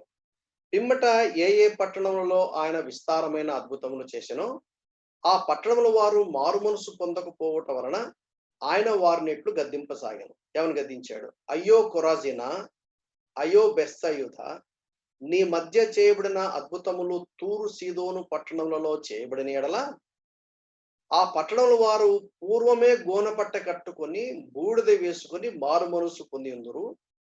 విమర్శ దినమందు నీ గతి కంటే తూరు సీదోను పట్టణముల గతి ఓర్వదగినది ఉందని మీతో చెప్తున్నాను. అంటే అర్థం ఏంటి? వాళ్లకు చేయబోయే జడ్జిమెంట్‌కి మీరు ఎదుర్కొనే జడ్జిమెంట్‌కి తేడా ఉంది. ఇద్దరికి ఒకటే కాదు అనేది స్పష్టంగా మనకు అర్థమవుతుంది. మరలా చదువుతాను చూడండి. 21వ వచనం. అయ్యో కొరాజీనా, అయ్యో బెత్సయిదా, మీ మధ్య చేయబడిన అద్భుతములు తూరు సీదోను పట్టణములలో చేయబడిన యెడల ఆ పట్టణముల వారు పూర్వమే గోనపట్ట కట్టుకొని బూడిద వేసుకొని మారుమనసు పొంది ఉందురు. విమర్శ దినమందు మీ గతి కంటే తూరు సీదోను పట్టణముల వారి గతి ఓర్వదగినదై ఉండునని మీతో ఇక్కడ జడ్జిమెంట్ లో డెఫినెట్లీ డిఫరెంట్ స్కేల్స్ అనేది మనకు అర్థమవుతుంది. లూకా సువార్త 12:28. అయితే తెలియక దెబ్బలకు తగిన పనులు చేసిన వాడికి కొద్ది దెబ్బలు తగులుతాయి, కానీ కొద్ది దెబ్బలే. ఎందుకంటే తెలియక చేశావు. అంటే తెలియక చేసిన దానికి దెబ్బలు పడతాయి, తెలియక చేసిన దానికి దెబ్బలు పడతాయి. దానికి దీనికి తేడా ఉందా లేదా? ఉంది. ఎందుకంటే విల్‌ఫుల్‌గా, రిపీటెడ్‌గా, ఓపెన్‌గా పాపం చేస్తున్నప్పుడు మరి ఖచ్చితంగా దానికి పనిష్మెంట్ అనేది కొంచెం హయ్యర్ రేంజ్‌లో ఉంటుంది కదా! సింపుల్ లాజిక్ అది. యాకోబు పత్రిక 3:1 నా సహోదరులారా, బోధకులమైన మనము మరి కఠినమైన తీర్పు పొందుదుమని తెలుసుకొని మీలో అనేకులు బోధకులు కాకూడదు. అంటే అర్థం ఏంటి? అంటే తీర్పుంది, కఠినమైన తీర్పుంది. అంటే నువ్వు తెలిసి బుద్ధిపూర్వకంగా నువ్వు చేస్తున్నప్పుడు guarantee you will pay for it. తెలియక తప్పే. పాపం పాపమే. కానీ తెలియక ఇగ్నోరెంట్‌తోనో లేతే ఇన్నోసెన్స్‌తో చేస్తే డెఫినైట్‌లీ పొరపాటే కాబట్టి you will pay for it. కానీ కొద్ది దెబ్బలు తగులుతాయి. లూకా 12:48 అన్నాడుగా. దీన్ని బట్టి మనకేమర్థమవుతుంది? జడ్జిమెంట్‌లో definitely there is different levels of judgement అనేది మనకు అర్థమవుతుంది. యోహాను సువార్త 19:11 నన్ను నీకు అప్పగించిన వానికి ఎక్కువ పాపము కలదనెను. యోహాను సువార్త 19:11 ఆయన పిలాతుతో మాట్లాడుతున్నటువంటి మాటలవి. పోయినసారి అడిగారు అన్‌పార్డనబుల్ సిన్ మరణమునకు తగిన అంటే మరణానికి తగిన పాపమని మరణకరమైన పాపం లేక అన్‌పార్డనబుల్ సిన్ అని అన్నారు కదా! మొదటి యోహాను పత్రిక 5వ అధ్యాయం 16, 17 వచనాలు నేను చదువుతాను. దాని గురించి డిఫరెంట్ వ్యూస్ ఉన్నాయి. దాంట్లో డిఫరెంట్ స్కూల్స్ ఆఫ్ థాట్ ఉన్నాయి. తన సహోదరుడు మరణకరము కాని పాపము చేయగా ఎవడైనను చూచిన యెడల అతడు వేడుకొనును. అతనిని బట్టి దేవుడు మరణకరము కాని పాపము చేసిన వానికి జీవము దయచేయను. మరణకరమైన పాపము గలదు, అట్టి దాన్ని గూర్చి వేడుకొనవలెనని నేను చెప్పుటలేదు. సకల దుర్నీతియు పాపము, అయితే మరణకరము కాని పాపము కలదు. సో మొత్తం మీద దీన్ని బట్టి మనకి ఏమర్థమవుతుందంటే there are different levels of sin, different levels of judgement అనేది మనకు అర్థమవుతుంది. అన్‌పార్డనబుల్ సిన్ దగ్గరికి వచ్చినప్పుడు, మరణకరమైన పాపం గురించి వచ్చినప్పుడు what are the different views? It is meant only while Jesus was on earth అని నమ్మేవాళ్ళు కొంతమంది ఉన్నారు. ఎందుకంటే ఇది బైబిల్ థియోలాజియన్స్ యొక్క వ్యూస్ నేను పెడుతున్నాను. It is meant only while Jesus was on earth అంటే యేసుక్రీస్తు వారు ఆయన భూమి మీద ఉన్నప్పుడు ఆయన చేసిన అద్భుత కార్యాలు, ఆశ్చర్య కార్యాలు పరిశుద్ధాత్మ ద్వారా చేశారు. అయితే వాళ్ళు ఏమన్నారంటే నీవు దయ్యముల శక్తి చేత నువ్వు చేశావు అని వాళ్ళు అన్నారు. మనకు మత్తయి సువార్త 12వ అధ్యాయం చూస్తాం, ఆయా స్థలాల్లో రాయబడ్డాయి. అప్పుడు యేసుప్రభు ఏమన్నాడంటే పరిశుద్ధాత్మకు వ్యతిరేకంగా నువ్వు గనక పాపం చేస్తే అది అది అది అది క్షమించడానికి కవరేజ్ లో లేదు అన్న లెవెల్లో చెప్పాడు యేసుక్రీస్తు. Unbelief held on to until death. అదే యోహాను సువార్త 16వ అధ్యాయంలో కూడా రాయబడింది. యేసుక్రీస్తు విశ్వాసం ఉంచకపోవడమే పాపం. ఎందుకంటే యేసుక్రీస్తు విశ్వాసం ఉంచకపోతే వాడు నిత్య నరకానికి వెళ్తాడు. నిరంతరం వాడు ఆరని అగ్ని గంధకంతో మండుగుండంలో పుడతాడు. So that is the unbelief held on to until death. రెండవ రకమైనటువంటి జవాబు దానికి. మూడవది ఏంటంటే attributing deliberately God's work to Satan. ఇందాక మీకు ఎక్స్ప్లెయిన్ చేసేది. నాలుగోది ఏంటంటే believer who commits apostasy, denying Christ and subsequently failing to obtain salvation through Christ. రక్షణ గురించినటువంటి సమాచారము, రక్షణ గురించినటువంటి వివరణ బాగా ఎరిగి బుద్ధిపూర్వకంగా రిజెక్ట్ చేయటం. ఇంకా వాడికి ఎందుకు ఉంటుంది రక్షణ? వాడికి ఉండదు. అది ఒక రకమైనటువంటి ఆలోచన. ఇంకొక రకమైన ఆలోచన ఏంటంటే దీంట్లో రెండు రకాల సిద్ధాంతాలు ఉన్నాయి. ఒక సిద్ధాంతం ఏం చెప్తుందంటే సాల్వేషన్ ఇస్ ఇటర్నల్, అది మనం నమ్ముతాం. కానీ కొంతమంది ఏమున్నారంటే they don't believe salvation is not eternal. We don't know salvation is not eternal. Salvation అనేది రక్షణ పొందిన తర్వాత కూడా పోవచ్చు అని కొంతమంది నమ్మేవాళ్ళు ఉన్నారు. కానీ మనం నమ్మేది ఏంటంటే రక్షణ అనేది నిత్యత్వం. ఒకసారి యేసుక్రీస్తు విశ్వాసం ఉంచి పాపములు క్షమించబడి దేవుని కుమారుడుగా చేయబడిన తర్వాత, పరిశుద్ధాత్మ దేవుడు వచ్చి మన హృదయంలో నివసించిన తర్వాత, మన పేరు గొర్రెపిల్ల జీవగ్రంథమందు వ్రాయబడినప్పుడు ఆ వ్యక్తి ఎట్టి పరిస్థితిలో చివరి వరకు కూడా నమ్మకంగా ఉంటాడు. ఖచ్చితంగా యేసు ప్రభు వచ్చినప్పుడు ఆయన ఎదుర్కొంటాడు. నిత్యత్వం ఆయనతో పాటు ఉంటాడు అని నమ్మే సిద్ధాంతము మనం నమ్ముతాం. I believe it. కానీ కొంతమంది ఏమంటారంటే నాట్ వెరీ ష్యూర్. పడిపోవచ్చు. ఎంతవరకు పడిపోవచ్చు? దాన్ని అపోస్టసీ అన్నారు. అపోస్టసీ అంటే అర్థం ఏంటంటే, అప్పటిదాకా యేసే క్రీస్తు, అప్పటిదాకా ఆయనే దేవుడు అని ఆయనను ఆరాధించి పబ్లిక్‌గా, ఓపెన్‌గా దేవుని సేవ చేసినటువంటి పరిస్థితి నుండి ఒక్కసారి అడ్డం తిరిగి పూర్తి విగ్రహారాధన యేసుక్రీస్తు మీద రివర్స్‌గా జీవించదని అపోస్టసీ అనంట. దాన్ని కూడా రకరకాలుగా చెప్పే సిద్ధాంతాలు ఉన్నాయి. I don't want to confuse you. But at least తెలియాలి. ఎందుకంటే వాక్యం చెప్పేటప్పుడు we are trying to draw boundaries. ఎందుకంటే వాక్యం చెప్పేటప్పుడు ఇష్టం వచ్చినట్టుగా చెప్పడానికి వీల్లేదు. ముందు చెప్పే మనకు ఒక కాంక్రీట్ అండర్‌స్టాండింగ్ మనకుండాలి. ఒక కాంక్రీట్ అండర్‌స్టాండింగ్ ఉండి అన్ని విషయాలు పుల్పిట్ నుంచి చెప్పడానికి వీల్లేదు. ఇక్కడ మనం కాబట్టి డిస్కస్ చేసుకుంటున్నాం. ఈ విషయాలన్నీ కూడా సర్వసాధారణంగా పుల్పిట్ మీద ఓ సండే గాని, లేక ఒక స్పెషల్ మీటింగ్‌లో గాని పుల్పిట్ మీద నుంచి అన్ని చెప్పడానికి వీల్లేదు. కొన్ని 1 to 1 కూర్చొని డిస్కషన్‌లో, ఎందుకంటే చెప్పినప్పుడు గతంలో నేను చాలా సార్లు చూశాను. మనం ఒక ఉద్దేశంతో చెప్తే రిసీవ్ చేసుకునే వాళ్ళు ఇంకొక విధంగా రిసీవ్ చేసుకుంటారు. కాబట్టి సంఘానికి క్షేమం కలిగించేది కన్‌ఫ్యూజన్ రాకుండా, కన్‌ఫ్యూజన్ అనేది లేకుండా ఒక క్లారిటీతో ఏదైతే ఉందో అదే మనం పుల్పిట్ నుంచి చెప్తాం. ఇది నేను మీకు ఎందుకు మీతో షేర్ చేసుకుంటున్నానంటే, వాక్యం చెప్పే మనము ఎక్స్‌పోజిటరీ టీచర్‌గా మనం ఒక అవగాహన అనేది మనం కలిగి ఉన్నప్పుడు, బైబిల్‌లో ఏదైతే తేటగా, స్పష్టంగా చెప్పబడిందో అదే మనం పుల్పిట్ నుంచి చెప్తాం. కానీ వాక్యం చెప్పేటప్పుడు అక్కడక్కడ ఏ వాక్యాలు తగులుతాయో మనం దాన్ని ఏం చేస్తామంటే సున్నితంగా మాట్లాడి, మనం అక్కడ ఎంత మటుకు క్లారిటీ ఉందో అంత మటుకు చెప్పేసి మనం వదిలేస్తాం. అంతేగాని అక్కడ క్లారిటీగా చెప్పబడినప్పుడు దాని గురించి ఇక్కడ క్లారిటీగా లేదు, నేను కూడా ఎగ్జాక్ట్‌లీ నేను చెప్పలేను అని చెప్పేసి మనం దాన్ని వదిలేయడం బెటర్. ఎందుకంటే దేవుడే ఒక ఉద్దేశంతో స్పష్టంగా దాన్ని మనకు కొన్ని విషయాలు మనకు చెప్పలేదు. కాకపోతే దాన్ని కొంతమంది బోధకులు ఒక్కొక్క విధంగా చెప్తారు కాబట్టి, సభ్యులకు అవన్నీ తెలిసి ఉంటుంది కాబట్టి, మనం తర్వాత వాళ్ళొచ్చి అడుగుతారు. మరి ఇంకొక ఆయన వచ్చినప్పుడు ఇలా చెప్పాడు కదా! మీరేంటి ఇలా చెప్పారు అంటే, అప్పుడు ఆ వ్యక్తికి జవాబు చెప్పడానికి మనకొక కాంక్రీట్ అండర్‌స్టాండింగ్ మనకుండాలి కాబట్టి, we need to work on it. We need to work on it. అందుకనే డిఫరెంట్ వ్యూస్ ఏవైతే ఉన్నాయో, ఆ వ్యూస్ మీ మధ్యలో పెట్టాను. నేను ఖచ్చితంగా ఇదే కరెక్ట్ అని చెప్పడానికి నేనెవరిని? బైబిల్‌లో ఏదైతే తేటగా ఉందో అదే తేటగా మనం యాక్సెప్ట్ చేస్తాం. బైబిల్‌లో ఏదైతే తేటగా లేదో మనం ఆధ్యాత్మికంగా ప్రభువుతో నడిచే కొద్దీ దాని గురించిన క్లారిటీ మనకు పరిశుద్ధాత్మ దేవుడు ఎంత కావాలో అంత మనకిస్తాడు. Born again Christians are justified by faith through our Lord Jesus Christ. That's what we believe. They are united to Christ and complete in Christ. Kristu యేసునందు సంపూర్ణులు.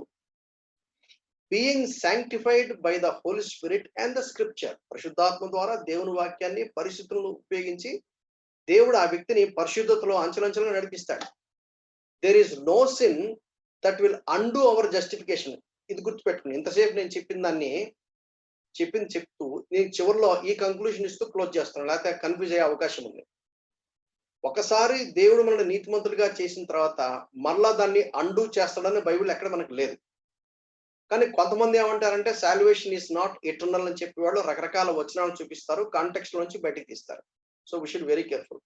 There is no sin that will undo our justification and will not reject the sanctifying work of the spirit by the loss our salvation. So we believe salvation is eternal. Anyway the next doctrine salvation గురించి కాబట్టి దాంట్లో కనీసం 10 to 11 components ఉన్నాయి. Salvation గురించి చాలా వివరంగా మనం study చేయడానికి మనం ప్రయత్నం చేద్దాం. సో డిగ్రీస్ ఆఫ్ సిన్ గురించి చెప్పినప్పుడు ఈ వివరాలు బాగా గుర్తుపెట్టుకోండి. ఏం గుర్తుపెట్టుకోవాలి?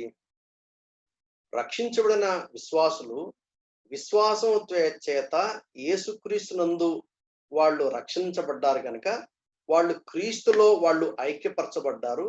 వాళ్ళు నీతిమంతులుగా తీర్చబడిన తర్వాత వారు పరిశుద్ధతలో అంచెలంచెలుగా ఎదుగుతారు.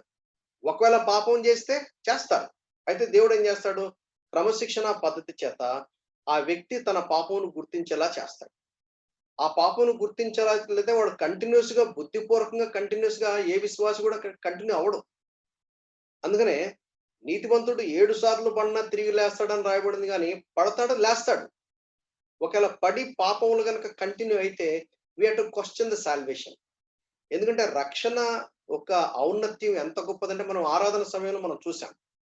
రక్షణ ఔన్నత్యం ఎంత గొప్పదంటే ప్రభువును ప్రేమిస్తాము.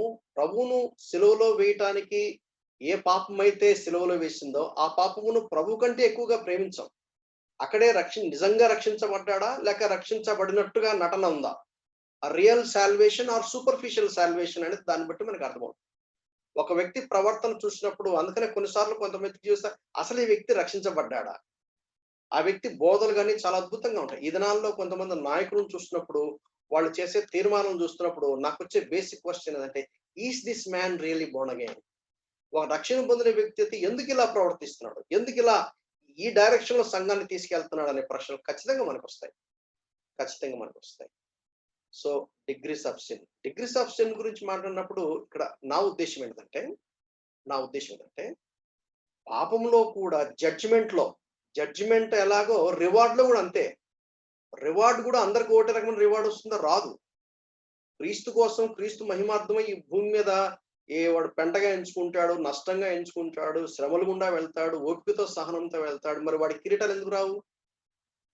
అలా కాకుండా రాజీపడి ఈ భూమి మీద వాడు అగ్నిలో నుంచి తీవ్రమైన కొరువుగా బయటకొస్తాడు. సో, కాబట్టి మనకు భవిష్యత్తులో రాబోయే మహిమలో డిఫరెంట్ గ్లోరీస్ ఏ విధంగా అయితే ఉంటాయో, in the same way judgement తర్వాత కూడా ఎందుకంటే బైబిల్‌లో రకరకాలుగా రండి. చీకట్లో పడవేయమని, అక్కడ ఏడుపును పండ్లు కొరుకుతాయి. ఇవన్నీ చూస్తే ఎట్లా ఉంటదంటే నాకు అర్థమైన ఒక ఒక పాయింట్ ఏందంటే, జడ్జ్‌మెంట్స్‌లో కూడా డిఫరెంట్ లెవెల్స్ ఆఫ్ జడ్జ్‌మెంట్స్ ఉండే అవకాశం ఉంది అని చెప్పి నాకు అనిపిస్తుంది. చివరగా నాకు టైం అయిపోతుంది. చివరగా ఏడోదొకటి చెప్పేసి నేను దీంతో ఈ టాపిక్‌ని ఇక్కడ క్లోజ్ చేస్తాను. Back sliding is never sudden. ఎవరైనా ఒక విశ్వాసి పాపం చేసినప్పుడు, ఏదో తెలియక చేశానండి, పొరపాటైందేనండి అనటానికి వీల్లేదు. ఒక విశ్వాసి పాపం చేశాడంటే సడన్‌గా జరిగేది కాదు. ఒక విశ్వాసి ఆధ్యాత్మికంగా దిగజారిపోతున్నప్పుడు సడన్‌గా జరిగేది కాదు. ఇట్ ఈస్ ఎ గ్రాడ్యువల్ అని చెప్పడానికే ఈ వాక్యాలు మీ ముందు పెడుతున్నాను. ఒక వ్యక్తి పతనమైనప్పుడు అంత సులభంగా ఒకేసారి సడన్‌గా పడిపోడు. ఇది గ్రాడ్యువల్‌గా జరిగింది. కాబట్టి జాలిపడాల్సిన పని లేదు. ఖచ్చితంగా he has to pay price. యాకోబు పత్రిక మొదటి అధ్యాయము 14, 15 వచనాల్లో ఏమని రాయబడింది? ఏమని రాయబడింది? ప్రతి వాడును తన స్వకీయమైన దురాశ చేత ఏడవబడి మరలు కొల్పబడిన వాడే శోధింపబడతాడు. దురాశ గర్భము ధరించి పాపమును కనగా పాపము పరిపక్వమై మరణానికి. పాపము ఎప్పుడు కండం జరిగింది? దురాశ గర్భం ధరించాలి. అంటే మామూలుగా గర్భం అంటేనే పురుషుడు కూడా గర్భం ఉంటది. ఎక్కడ ఉంటదంటే ఈడుంటది. దురాశ అనే థాట్, అనే యాటిట్యూడ్ అది గర్భం ధరించిందంటే ప్లానింగ్ లెవెల్‌లో అయింది. ఆలోచనలో ఏమైందంటే యాక్షన్స్ రావటానికి మధ్యలో స్కీమింగ్ జరిగింది. ప్రోగ్రామింగ్ జరిగిందనమాట. ఆ దురాశ గర్భం ధరించినప్పుడే పాపం కంటం జరుగుతుంది. పాపము పరిపక్వమైతే మరణం కంటుందని యాకోబు పత్రిక మొదటి అధ్యాయం 14, 15 వచనాలు రాదు. So, lust plus temptation. ప్రతి వాడు తన స్వకీయమైన దురాశల చేత ఏడవబడి మరలు కొల్పబడి శోధింపబడతాడు. సో, దురాశ ప్లస్ శోధన ఇవి 2 వచ్చినప్పుడు ఆ రెండేం జరగాలి? గర్భము ధరించాలి. గర్భము ధరించాలంటే ప్లానింగు, ఆలోచనలు, స్కీమింగు, ప్రోగ్రామింగులు జరుగుతాయి. అప్పుడు పాపం. ఈ పాపము పరిపక్వమైతే మరణం కంటుంది. So, it is not all of a sudden. It is ఎ గ్రాడ్యువల్‌గా జరిగింది అనే విషయాన్ని మనం గ్రహించాలి. కీర్తనలు 19, 12, 13లో రాయబడిన మాటలు దయచేసి గమనించండి. కీర్తన 19, 12, 13. తన పొరపాటులు కనుగొనగల వాడెవడు? నేను రహస్యముగా చేసిన తప్పులు క్షమించి నన్ను నిర్దోషినిగా తీర్చుము. దురభిమాన పాపములో పడకుండా నీ సేవకుని ఆపుము. వాటిని నన్ను ఏలనీయకము. అప్పుడు నేను యథార్థవంతుడనే అధిక ద్రోహము చేయకుండా నిందారహితుడనవుదును. దీన్ని జాగ్రత్తగా గనక మనం పరిశీలించి స్టడీ చేసినట్లయితే ముందు పొరపాటుతో స్టార్ట్ అవుతుంది. పొరపాటు. పొరపాటు పాపం కాదు. కానీ ఆ పొరపాటు అనేది నెక్స్ట్ లెవెల్ ఏంటి? రహస్యముగా చేసిన తప్పులు. ఎందుకు రహస్యంగా చేస్తావు? పబ్లిక్‌గా చేయొచ్చుగా. నీకు తెలుసు పబ్లిక్‌గా చేయకూడదని. ఎందుకు చేయకూడదని తెలుసు? అది పొరపాటు. పొరపాటును నీళ్లు పోసి, పాలు పోసి పెంచావు. పెంచి నెక్స్ట్ స్టేజ్ ఏమైందంటే, అది రహస్యంగా చేసే తప్పులు. అది తప్పులు. ముందు పొరపాటు, తప్పులు. ఆ తర్వాత మూడో స్టెప్ ఏంటంటే, దురభిమాన పాపము, ప్రెజంషియస్ సిన్ అంటే పబ్లిక్‌గా, ఓపెన్‌గా, డేర్‌గా చేస్తాం. డేర్‌గా చేస్తాం. ఆ తర్వాత అధిక ద్రోహం, గ్రేట్ ట్రాన్స్‌గ్రెషన్. చూసారా? There's a different levels. ముందు ఎర్రర్‌తో స్టార్ట్ అయింది. అది సీక్రెట్ ఫాల్ట్స్‌గా రహస్యంగా చేసిన తప్పులుగా అయింది. ఆ తర్వాత దురభిమాన పాపంగా అయింది. ఆ తర్వాత అధిక ద్రోహము, గ్రేట్ ట్రాన్స్‌గ్రెషన్. Great transgression. 12, 13 వచనాలు కీర్తన సంఖ్య 19. పొరపాట్లు, రహస్యంగా చేసిన తప్పులు, దురభిమాన పాపములు, అధిక ద్రోహం. సో, దీన్ని ఈ రెండిటిని యాకోబు పత్రిక మొదటి అధ్యాయం 14, 15 వచనాలు, కీర్తనలు 19, 12, 13 వచనాల్లో దాన్ని మళ్ళా రీఆర్డర్ గనుక చేస్తే ఎలా వస్తుంది? లస్ట్, టెంప్టేషను, అప్పుడు గర్భము ధరించి ఏం జరిగింది? పాపము గండమైంది. ఆ పాపం పరిపక్వమై మరణమైంది. ఇక్కడ ఏం జరిగింది? ఎర్రర్, సీక్రెట్ ఫాల్ట్స్, ప్రెజంషియస్ సిన్స్, దురభిమాన పాపము, అధిక ద్రోహం. ఈ ఈ రెండిటిని గనుక మనము కంపేర్ చేసి ఇవొక 4, అవొక 4, 8 ఉన్నాయి. వీటిని గనుక రీఆర్డర్ చేస్తే ఎలా రావాలి? మొట్టమొదట లస్ట్ ప్లస్ టెంప్టేషను. అది ఏమైంది? ఎర్రర్ కిందకొచ్చింది. ఆ తర్వాత మూడో స్టెప్ ఏంటి? రహస్యముగా చేస్తా ఉన్నాం. రహస్యంగా చేసిన తప్పు. ఆ తర్వాత ఏమైంది? అది పాపంగా మారింది. ఆ పాపం ఏమైంది? దురభిమాన పాపమైంది. ఆ దురభిమాన పాపం ఏమైంది? అధిక ద్రోహమైంది. అధిక ద్రోహం ఎక్కడ దారి తీసింది? మరణానికి దారి తీసింది. మరి దీన్ని సడెన్‌గా అయిందంటామా? లేకపోతే ప్రోగ్రెసివ్ అయిందంటామా? Backsliding is never sudden. It is a progressive. ఆలోచనలు తీర్మానం చేయాలి. అది మోహపు చూపుగా ఉండకూడదని చెప్పి బైబిల్ చెప్తుంది. అది మనం తీర్మానం చేయాలి. ఈ ఆలోచనలు కూడా ఏం చేయాలి? క్రీస్తు చెరలోకి తీసుకొని రావాలి. 2 కొరింథీ 10:5. అప్పుడు తీర్మానాలు క్రియలవుతాయి. క్రియలు సత్క్రియలుగా ఉండాలని చెప్పి బైబిల్ చెప్తుంది. అంటే పరిశుద్ధాత్మ ప్రేరేపణ చేత వాక్యానుసారంగా చేయబడిన క్రియలే చేయమని చెప్తుంది. క్రియలు అలవాటుగా మారతాయి. ఈ అలవాట్లు యాటిట్యూడ్ అవుతుంది. యాటిట్యూడ్ క్యారెక్టర్‌ని బిల్డప్ చేస్తుంది. ఆ క్యారెక్టరే పర్సనాలిటీ అంటే mind to think, heart to feel, will to decide. అది క్రీస్తు పోలికలా ఉండాలా, యేసు ప్రభులాగా ఉండాలని కోరుతుంది. అది మనకు చివరి డెస్టినేషన్ చేస్తుంది. ఇప్పుడు మనలో పుట్టే ఆలోచనలు డెస్టినేషన్‌కి దారి తీస్తుంది అనేది మనం జాగ్రత్తగా పరిశీలిస్తే మనకు అర్థమవుతుంది. ఆలోచనలు అది తీర్మానం చేయకుండా క్రియలు అవ్వదు. తీర్మానం చేయాలి. We have to decide. అందుకనే డాక్టర్ సుధీర్ జంగం గారు మాటి మాటికి చెప్తా ఉన్నాడు. Choices has its own results, its own consequences.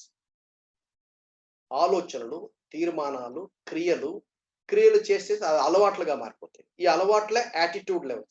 యాటిట్యూడే క్యారెక్టర్‌గా మనకి అనే క్యారెక్టర్‌గా బయటికి ఒక ఒక ఒక ఒక ఒక ప్యాటర్న్ లాగా తయారైపోతుంది.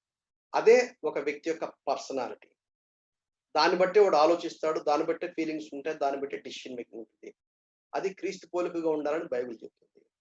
మన ఆలోచనలు డెస్టినేషన్‌కి దారితీస్తుంది.